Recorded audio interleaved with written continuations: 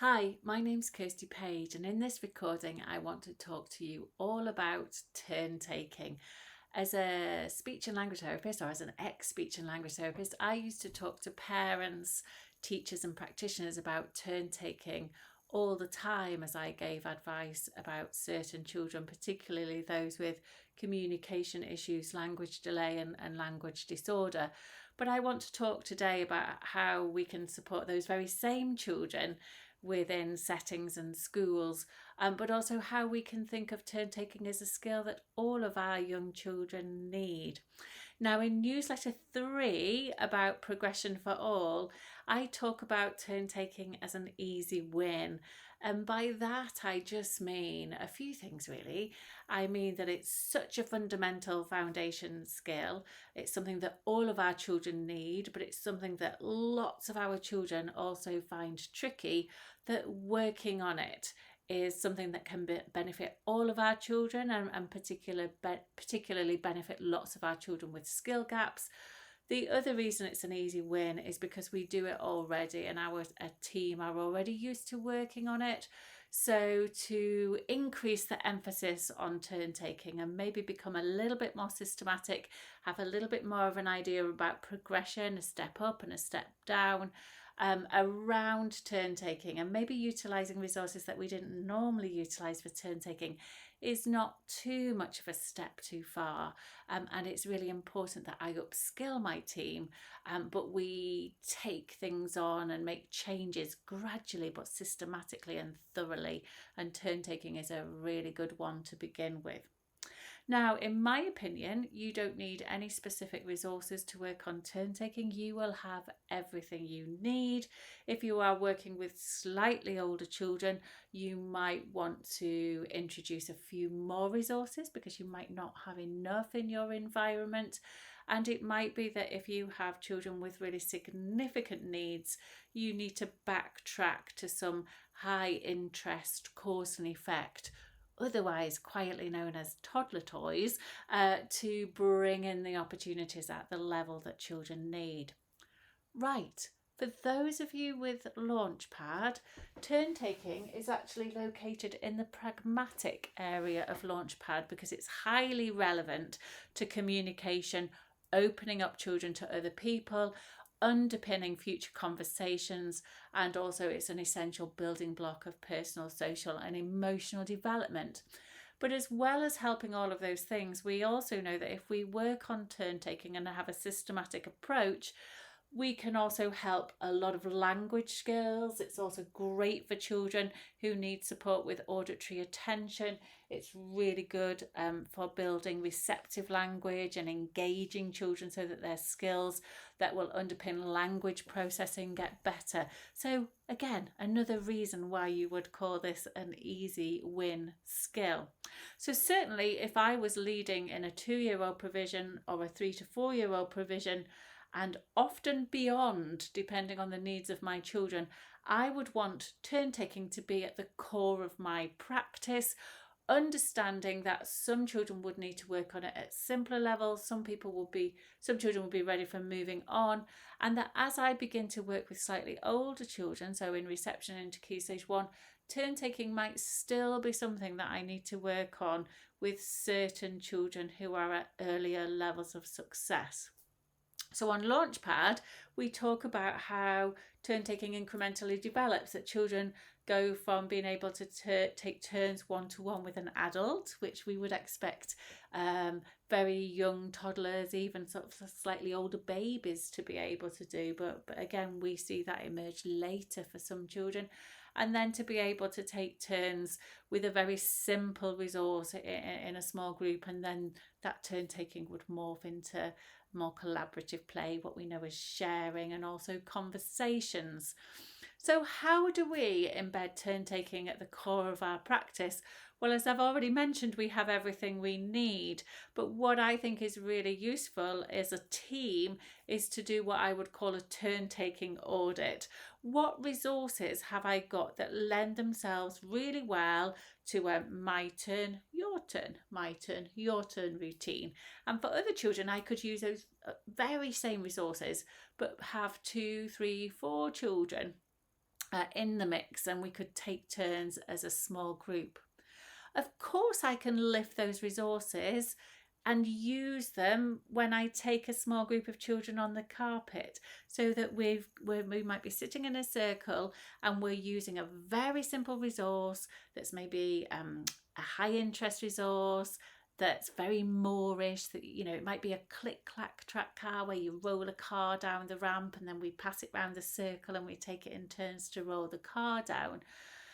Because what I have to think about is I often work on turn taking in groups anyway, but often at the same time as trying to get my children to take turns, I'm trying to get them to learn something new, or to get objects out of a feelie bag and talk about it, or to learn about shapes, or to learn about what sounds at the beginning of words, or whatever the activity may be.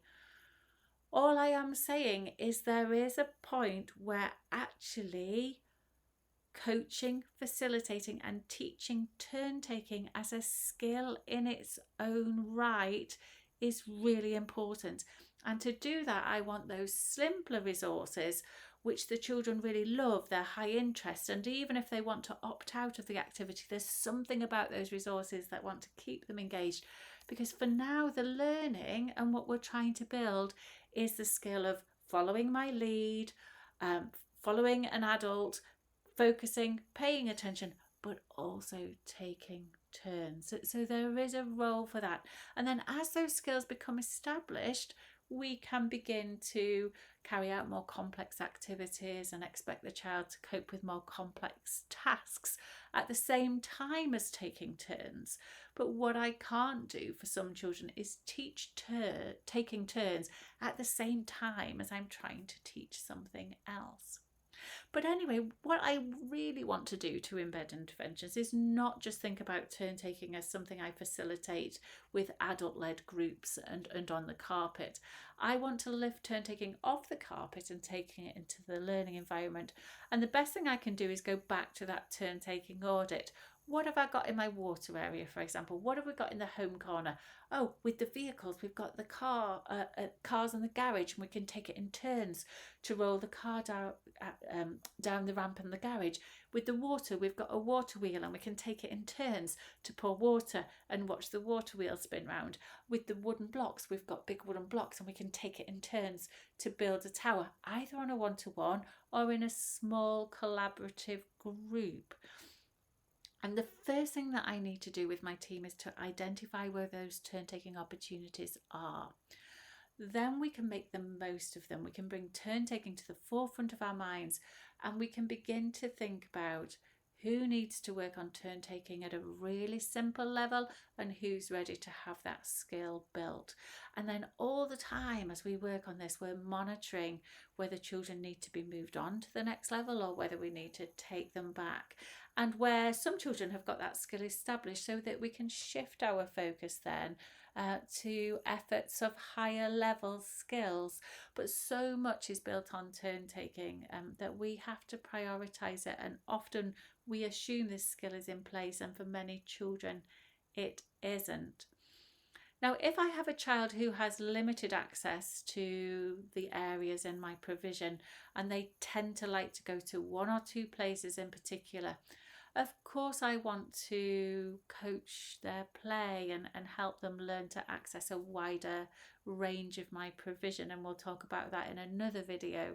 But what I certainly want to do is make sure that I have got some turn-taking resources in the preferred areas for that child, so that I can take the intervention to the child, that I don't always have to withdraw the child to come to one side to do something else. And it might be that for small group work or one-to-one work, where turn taking is a real focus for one child or a group of children, that there is a time and a place to fill a bag or fill a box with quite a lot of high interest resources that lend themselves well to my turn, your turn, my turn, your turn, or turn taking in a small group routines. Because for some children who struggle with adult-led activities, and for some children who struggle to stay focused, there is that kind of excitement where something new is got out of the box or something new is got out of the bag. so that if children would struggle to tolerate sitting in a circle for more than 1 or 2 minutes, there comes a point where we can do that one resource for a tiny bit, and then as we begin to lose interest, we put that to one side and tuck it behind my back so it's no longer a source of distraction, and I get something else. What have we got? Refocus, repay attention. So of course there is a time and a place to have a specific box or bag full of turn-taking resources which I can use on a one-to-one, or I can use with a small group for an informed intervention. The vast majority of the things that I need to do with most of my children to work on and build this easy win fundamental skill is to tweak and build on what we do already, but also to utilize what I've already got in my environment with a real systematic skill focus. For other skills and other skill areas, you'll find more in these kind of practical top tips, little ones. But obviously, if you want to get these into your YouTube feed beyond the newsletter, do press subscribe, and that's going to be more likely to happen. Okay, thank you for your time.